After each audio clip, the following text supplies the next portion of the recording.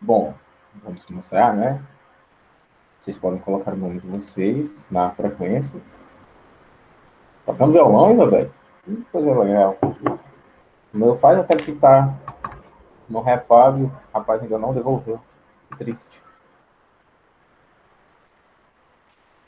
Bom, vamos lá. Livro de História, né? Página 120, tá bom? Livro de História, página 120. A gente estava falando, né, dos movimentos emancipatórios, contextualizando ali com Dom Pedro I, né, com o Brasil Império, Brasil Colônia também, certo?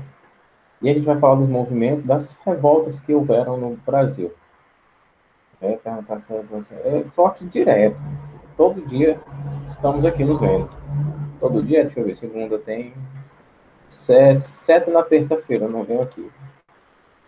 É história sim, tá? História, página 120.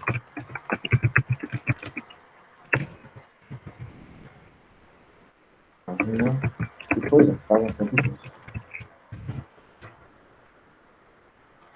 A gente havia lido sobre os tópicos aqui, né? Da Inconfidência Mineira, na página 120, tá certo? E a gente já ia para esse parágrafo, os líderes, a maioria dos líderes, aliás, certo? Só para retomar, a Inconfidência Mineira, né? Foi um movimento baseado nos ideais iluministas, que o principal objetivo era reagir às cobranças de impostos absurdas, né, da coroa portuguesa, certo? Basicamente isso que foi a Inconfidência Mineira. Entendido, meus queridos? Vamos lá. Professor, vou ter que estar certo. Pode sair, volte logo, tá certo? A maioria dos líderes do movimento Inconfidente pertencia à elite social brasileira e eram partidários das ideias iluministas, sendo muito intelectuais. E eram eles José Álvares Maciel, formado em Coimbra e filiado à maçonaria francesa, onde já se tramava a Revolução Francesa; Domingos Vidal Barbosa, formado em medicina em Bordeaux, na França; Cláudio Manuel da Costa, Tomás Antônio Gonzaga e Inácio de Alvarenga Peixoto, ambos formados em Direito na Faculdade de Coimbra e todos poetas. Os coronéis Freire de Andrade, Costa Rezende e Joaquim Silvério dos Reis, este último é o delator da conjuração, né? Aquele que entregou, né? Joaquim Silvério dos Reis é o X9 da Inconfidência Mineira, tá bom? O alferes, né? Alferes é o antigo posto ou graduação militar equivalente aos cargos de aspirantes. Primeiro ou segundo tenente.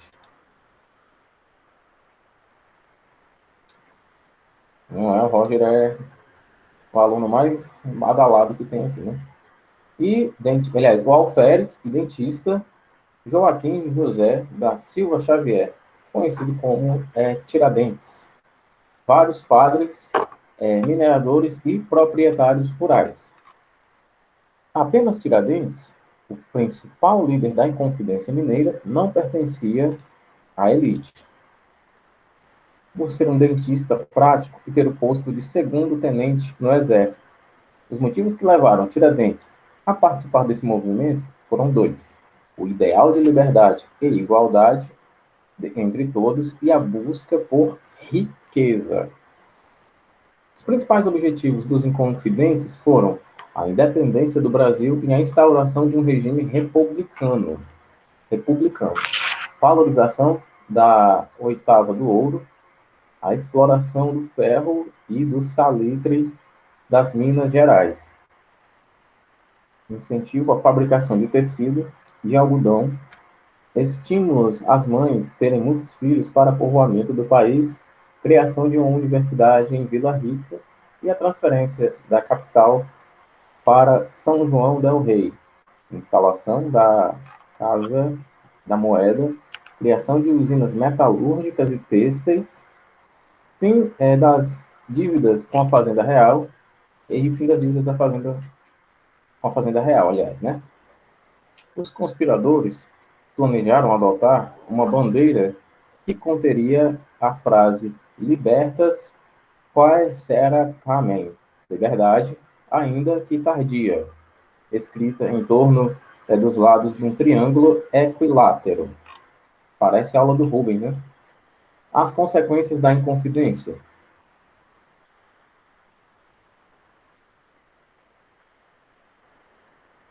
Consequências da Inconfidência.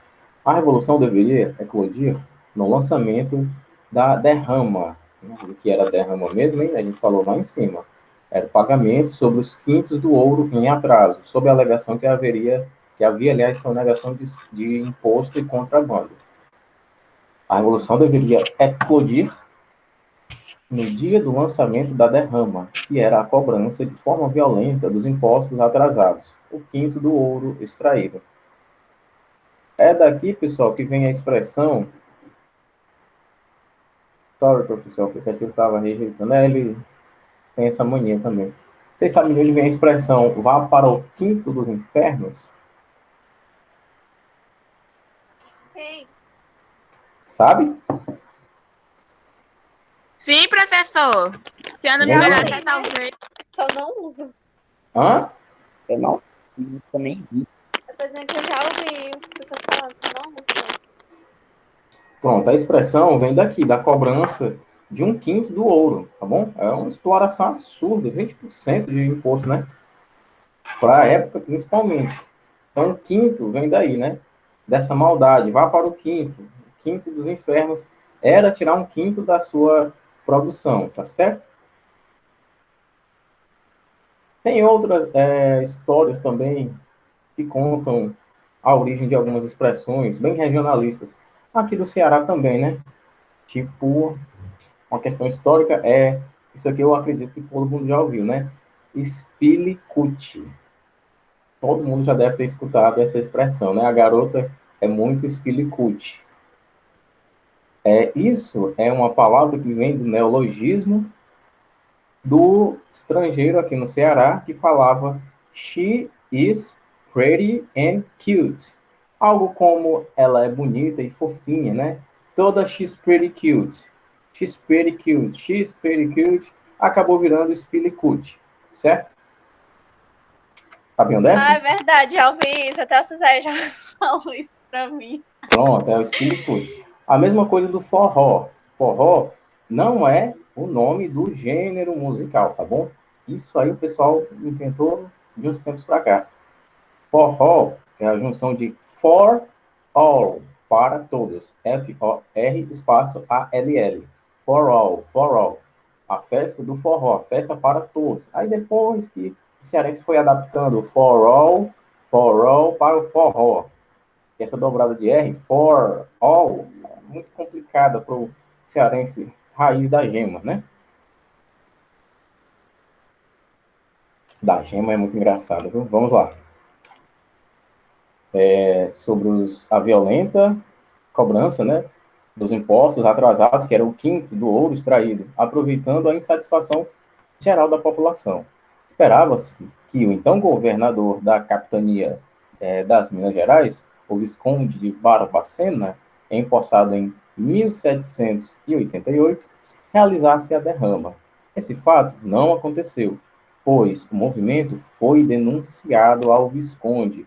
Os planos dos conjurados foram frustrados, porque 3 dos participantes, o coronel Joaquim Silvério dos Reis, o tenente-coronel Brasílio de Brito Malheiro do Lago e o mestre de campo, Inácio Correia Pamplona, procuraram o governador Visconde de Barbacena e denunciaram o movimento. Suas dívidas foram perdoadas, além de receberem uma quantia grande de ouro. A derrama foi suspensa e as prisões efetuadas. Tiradentes foi preso no Rio de Janeiro. Foram abertas as chamadas devassas, que eram as investigações dos participantes da Inconfidência Mineira, o que resultaria em suas penas. Os conjurados foram presos por quase 3 anos, sendo a maioria condenado a ser expulsa do Brasil e a passar a viver na África. Apenas Tiradentes foi condenado à morte. Sua execução ocorreu em praça pública, viu? Na Praça da Lampadosa, no Rio de Janeiro, no dia 21 de abril de 1792. Foi enforcado, depois disso foi esquartejado, e sua cabeça, o resto do seu corpo foi exposto, né? Sua cabeça foi exposta num poste na cidade de Vila Rica, para que sirva de exemplo, né? Notem que barbaridade. Agora, a conjuração baiana, na próxima página. As ideias políticas da Revolução Francesa chegaram ao Brasil no último decênio do século XVIII, inclusive por intermédio da maçonaria, que também propagava os ideais da guerra de independência, da guerra de independência dos Estados Unidos. Afora esses dois movimentos liberais, a revolta dos negros do Haiti, única revolta de negros vitoriosos no mundo americano, em 1794, também encontrava ambiente propício entre países mais humildes, entre pessoas, aliás, mais humildes, cadê meus óculos? Confundir pessoas com países foi demais. Entre pessoas mais humildes da cidade de Salvador. A revolta dos negros, pessoal, foi tão chocante, né, que antes da revolta se consolidar, já ficou proibido que fossem trazidos negros do Haiti para o Brasil. Por quê, professor? Para que não se trouxessem pessoas com esses ideais radicais, né? Isso do ponto de vista do senhor da Casa Grande, né? Do escravizador. Não era para trazer gente com esses ideais radicais de promover revoluções entre os negros. Deixe só gente calma aqui entre os negros. Não traga esse povo violento. É tanto que no Haiti, quando houve a Revolução, não deixaram uma só pessoa colonizadora, né, um só francês vivo. Assassinaram todos. Né? Todas as pessoas que maltrataram os negros, que escravizaram, que mataram, foram todos assassinados. Das mais variadas maneiras que vocês imaginarem. E não é para menos.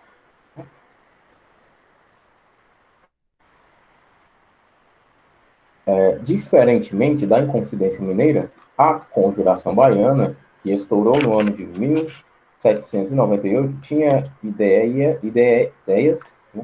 e propostas mais sociais, como igualdade racial, abolição da escravidão e fim dos privilégios e das regalias das elites sociais. Na prática, as camadas populares, como artesãos, soldados e pedreiros, passariam a ter direitos políticos e econômicos. Basicamente, era só uma luta de classe, né? A Conjuração Baiana era uma luta por igualdade, já que a equidade era uma coisa bem distante, né? E, até certo ponto, ainda é distante na nossa realidade, né? Igualdade seria dar a mesma oportunidade para todo mundo fazer determinada coisa, né? Equidade seria preparar todo mundo para fazer essa mesma coisa, né? Trazendo para um exemplo mais tangível, a igualdade é permitir que todo mundo possa entrar na faculdade, né? Já a equidade é preparar todo mundo para que todos tenham uma boa educação e entrem na faculdade com uma boa base, né? Não dá para ter meritocracia sem ensino fundamental. A ideologia dessa revolução de caráter popular se fortaleceu ainda mais com situações específicas que aumentaram as crises sociais e que também consolidaram o ideal de mudanças sociais no Brasil.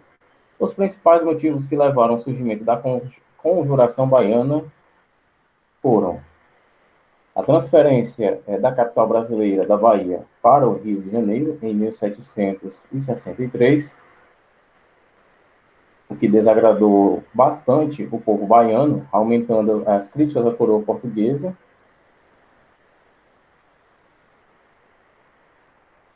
Os altos índices de desemprego, o que causava muita miséria e fome, incapacidade da Câmara de controlar o preço da carne e o do pão, fundamentais para na alimentação das camadas mais pobres da sociedade baiana, e um índio no Pelourinho, que encorajou muitos populares a se rebelarem contra a coroa portuguesa e organizarem rebeliões. Os principais pensadores e articuladores da Conjuração Baiana foram Cipriano Barata, isso, que era cirurgião, o padre Agostinho Gomes, o professor Francisco Muniz Barreto e o senhor de engenho, olha só, cadê meu perdi? Senhor de engenho Inácio Siqueira Bulcão. Foram responsáveis por criarem uma sociedade secreta baseada nas ideias iluministas e maçônicas, chamada de Cavaleiros da Luz. Olha só que nome bonito, né? Pessoal, vocês estão me vendo? O aplicativo deu uma travadinha. Professor, tô sim. Estão vendo, né? Pronto, então, independente de estar travando, vamos lá. Eles se reuniam constantemente para debater as ideias republicanas, mas também para organizar estratégias para a defesa de seus principais objetivos. Notem o seguinte, pessoal, olha, Tiradentes, né, foi executado em 92, tá? 92.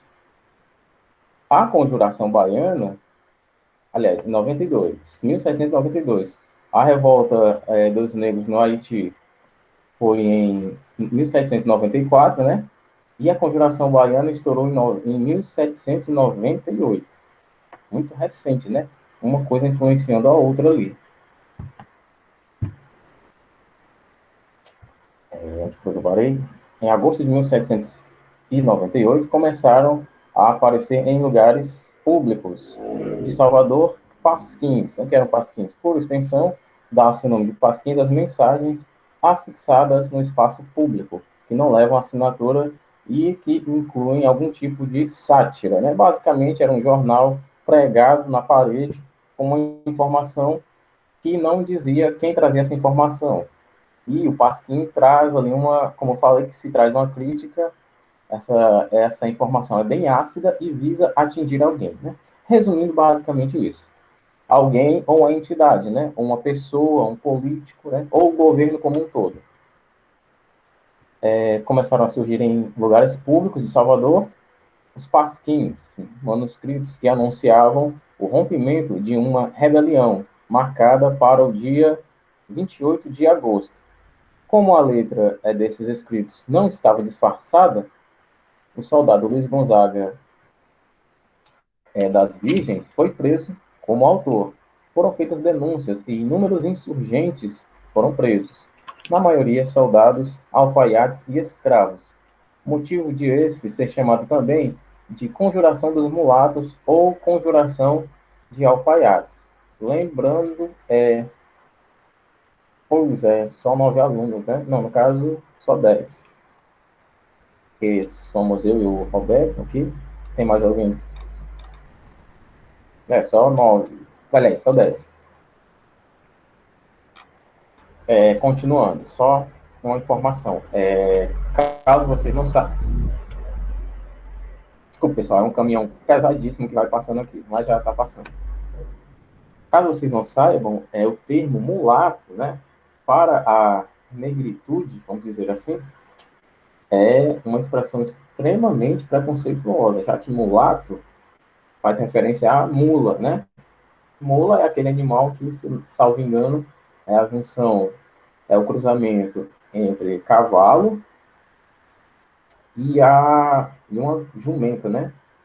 Entre cavalo e jumenta, é isso. Não entre cavalo e égua, entre cavalo e jumenta. Aí sai aquele negócio meio termo, nem é, vamos dizer assim, nem é ralé, nem é elite, né? Nem é branco, nem é negro. É meio termo ali, é café com leite. É um mulato, certo? É daí que vem a expressão mulato, que também é carregada, muito carregada de preconceito, tá certo? Preconceituoso demais chamar alguém de mulato. no sentido real da palavra, né? Claro que talvez tem gente que nem sabe de onde é a origem da palavra e, consequentemente, não vai se ofender.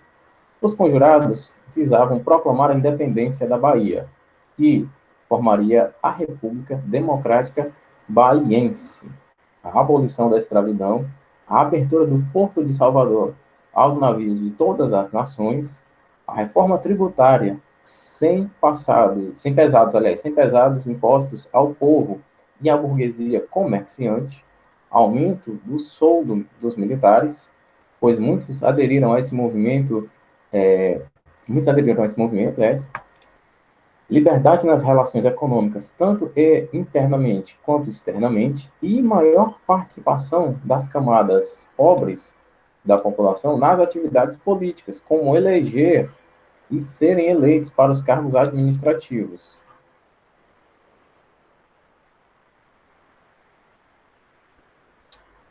O movimento ganhou muita força e adesão popular com ideias bastante revolucionárias, como a abolição da escravidão e a instalação de um governo republicano, com ampla participação da população.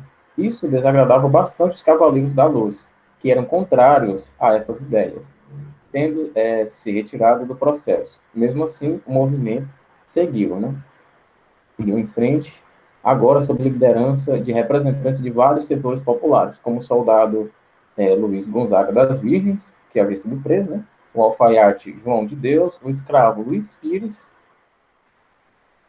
Alguns soldados denunciaram os locais de reunião dos conjurados ao governo português, que prendeu os líderes. Os 2 primeiros foram enforcados e lacerados, além do soldado Lucas Dantas e o alfaiate Manuel Faustino.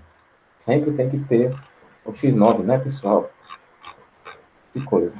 Então, vamos às nossas atividades, que vai até passar só até a 125, que já tá bom. Vai dar tempo de ler e explicar bastante.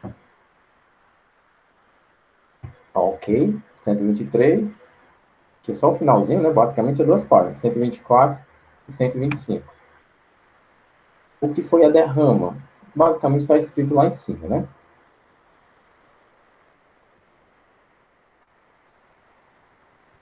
Lembrando que está relacionada à cobrança, tá? Só para não dizer que eu não contextualizei. Próxima questão. Os anos antecedentes ao processo de independência do Brasil apresentaram vários movimentos que visavam a emancipação brasileira. Dentre estes, destacou-se a Inconfidência Mineira. Explique. Para explicar a Inconfidência Mineira e não deixar brechas, né, para que fique bem bonitinho, é o seguinte: você vai me dizer quais eram as inspirações da Inconfidência Mineira, tá certo? Em que ela se inspirava, quais eram os ideais que inspiravam ela, quais eram os objetivos, né, o que é que ela estava objetivando. Vai explicar também quem eram os seus líderes, quem estava à frente, talvez nem caiba nessas, deixa eu ver, 1, 2, 3, 4, 5, 6, 7 linhas, talvez seja pouco. Se ficar pouco, complete no caderno, tá? Explicar quem eram os seus principais líderes e como foi que ela terminou, tá? Se teve sucesso, se não teve sucesso. Se teve sucesso, o que é que aconteceu com seus líderes? E se não teve sucesso, também, o que é que aconteceu com seus líderes? Certo? Desse jeito, você vai me explicar o que foi a Inconfidência Mineira e não vai deixar brechas, né? Nas informações principais, é como se você fosse fazer uma resenha sobre a Inconfidência Mineira. Só que uma resenha basicamente descritiva, né? Sem apresentar seu ponto de vista.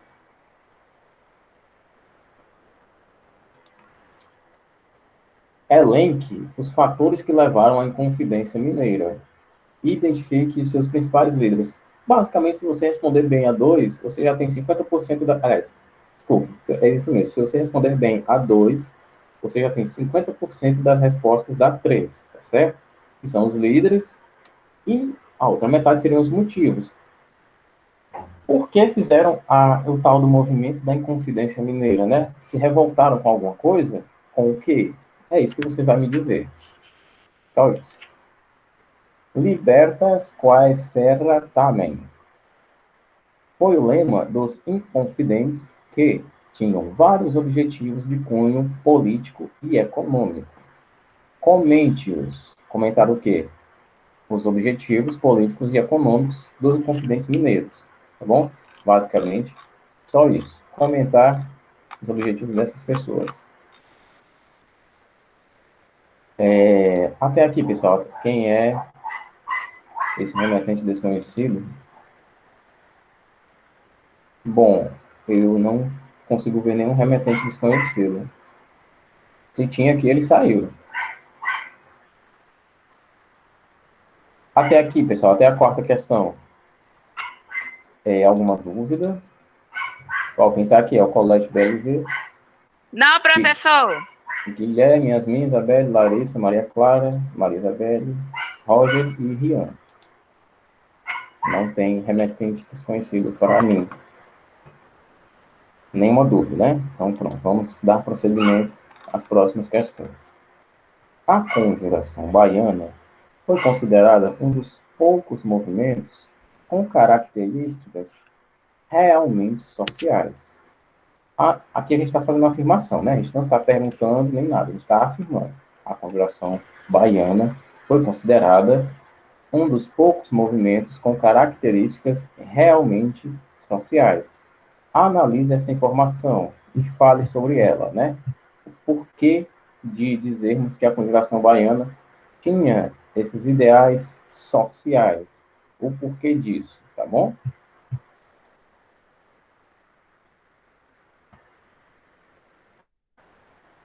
Abre aspas na sexta questão. A ideia americana de que todos os homens são iguais teve origem na fronteira. Essa ideia era discutida na Europa antes, mas começou a ser posta em prática na América. Leo Uberman. Vários movimentos na América Latina tiveram influência direta de liberdade e igualdade. Os conjurados baianos se basearam nesses princípios para o enfrentamento à coroa portuguesa. Nesse sentido, comente sobre os principais motivos que levaram à conjuração baiana. Aqui também a gente tem uma relação entre a questão anterior, né? Respondendo bem a quinta questão, você já tem meio caminho andado para responder a sexta.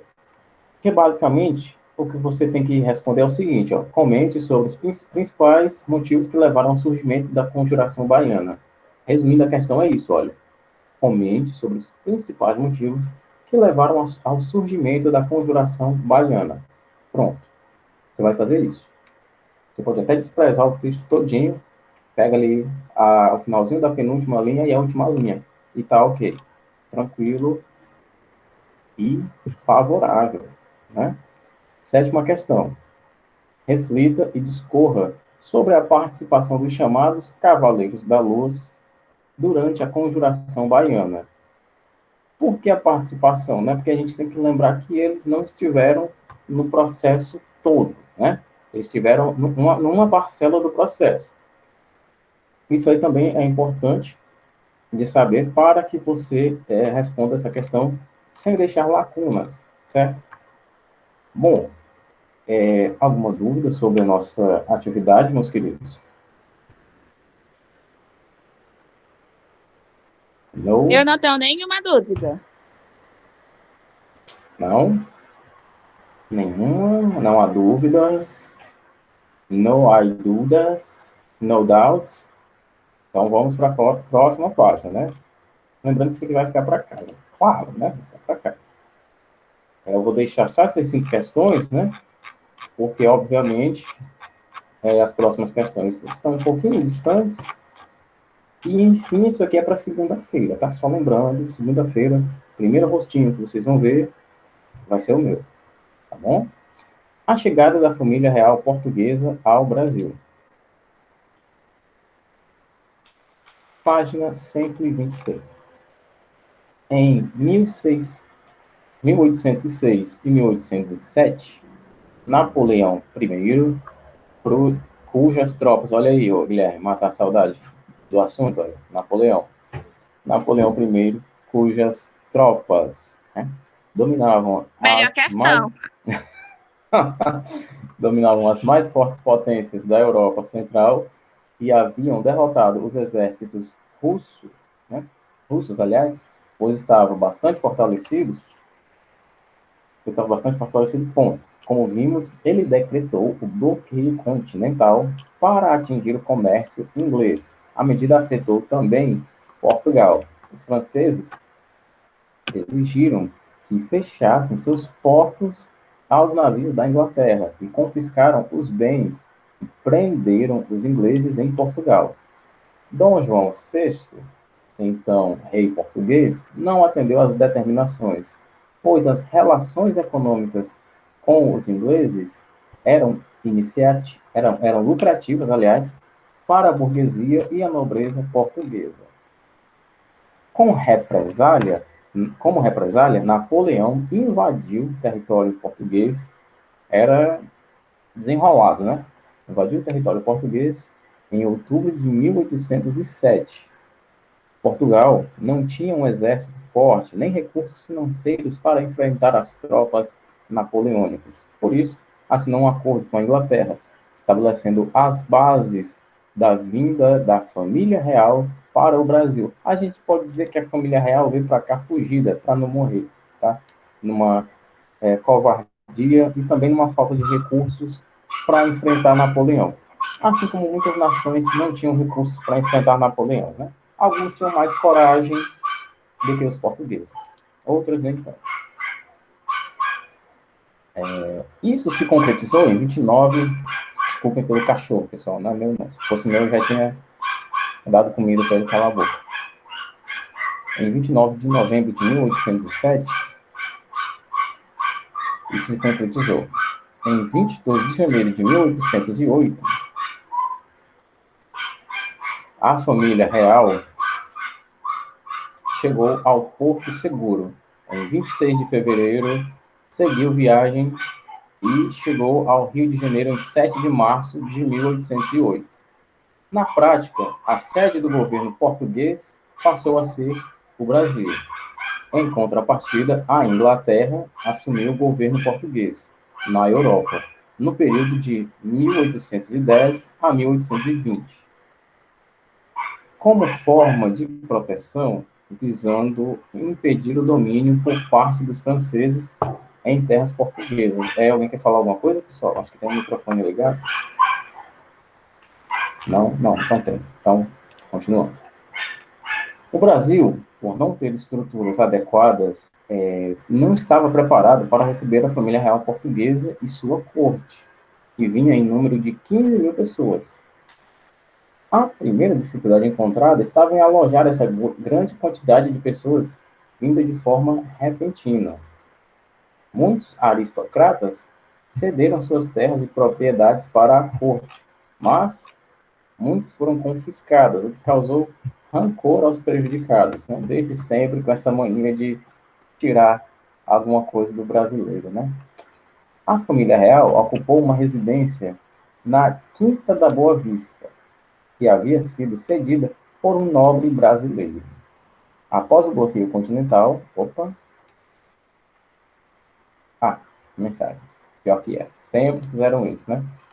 Após o bloqueio continental de Napoleão Bonaparte, a Inglaterra também executou uma intervenção contra a França, chamado bloqueio marítimo. A Inglaterra passou então a dar proteção às nações que se recusassem a obedecer às imposições de Napoleão Bonaparte. Notem que o negócio não era brincadeira, né? Já que Napoleão não tinha condições de bater de frente com a Inglaterra, né, numa guerra marítima, numa batalha naval, porque sabia que era só derrota, então a Inglaterra, se valendo disso, resolveu dar proteção, né, mandar suas frotas para quem recusasse obedecer o bloqueio continental. é como se dissesse, olha, não tenha medo de Napoleão não, tá certo? Continue comprando e vendendo aqui da gente. Não, minha querida, aqui a gente está falando, né? Aqui a gente voltou um pouquinho no tempo, tá? A gente está em 1808, tá? Ele morreu em 1821, tá bom? Aqui Napoleão ainda... O que a gente está querendo contextualizar aqui, ó, o porquê de a família real ter vindo para cá, para o Brasil. Ela foi expulsa de Portugal, basicamente, por Napoleão, tá certo? E eu estou voltando um pouquinho o contexto histórico aqui, para dizer sobre um bloqueio que a Inglaterra instituiu sobre Napoleão também, um bloqueio marítimo, que foi dar força militar para os países que dissessem, não, a gente não vai obedecer o bloqueio continental de Napoleão, a gente vai continuar a ter uma relação comercial com a Inglaterra, né, de compra e de venda, mas a gente precisa de proteção contra o Napoleão, porque Napoleão tem 800 mil homens, um exército absurdo. E a Inglaterra fez o quê? Mandou navios de guerra para proteger esses países. E Napoleão, a única coisa que ele não podia combater na Inglaterra eram os navios de guerra deles.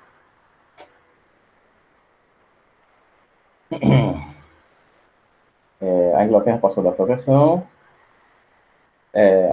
aos países, as nações que se recusassem a obedecer às imposições de Napoleão Bonaparte.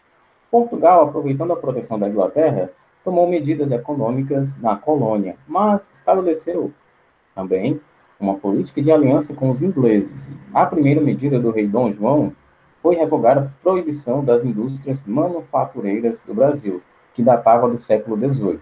Um dos motivos foi para a eclosão da, aliás, um dos motivos para a eclosão da Inconfidência Mineira. A partir de 1810, as manufaturas brasileiras passaram a produzir, mas sofriam com uma desleal concorrência, pois o comércio das manufaturas estava liberado também para os portugueses. Bom, agora a gente entraria em outro assunto, mas nós temos apenas um minuto. Então, eu vou aproveitar para deixar a nossa atividade, tá certo? 123, 124, 125. Um pouco dessa leitura aqui de contextualização sobre a família real, sobre a vinda para o Brasil, sobre os movimentos, né, de independência, até mesmo antes da vinda da família real. E é isso, pessoal, nossa aula. A gente se vê na próxima segunda-feira, tá certo? Muito obrigado às 9 pessoas aqui presentes.